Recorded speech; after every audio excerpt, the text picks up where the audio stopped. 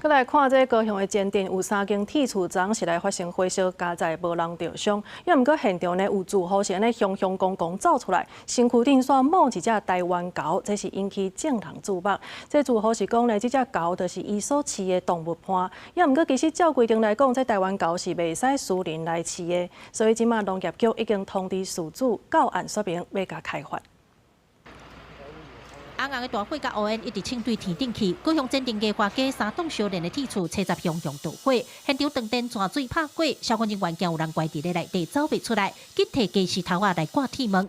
加在有厝边大声走出来，到联络人讲，厝主已经对后尾门走出去啊。不过厝主人一出现，遂引起现场警消甲媒体注意，因为身躯顶摸一只台湾狗。他很怕，刚刚那个烟跑出来的时候，他就吓到了。 养多久了啊？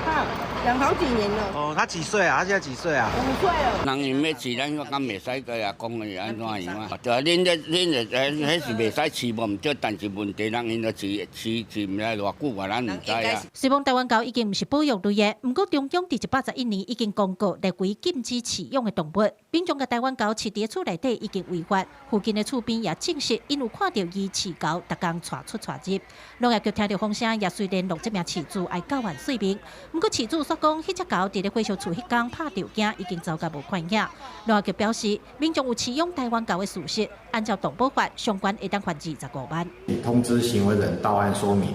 后续将依相关规定予以裁罚。说台湾猕猴它是野生动物，它是不适合饲养的，它长大会发情，那甚至呢，它会有人畜共通传染病的问题。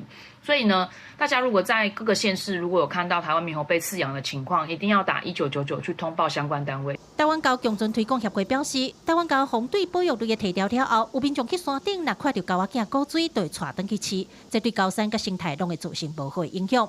农业局强调，会持续联络饲主，若是有找到迄只台湾狗后续的评估，看要进行野放，还是送去适合的地点来收养。记者柯家族赵阳高雄采访报道。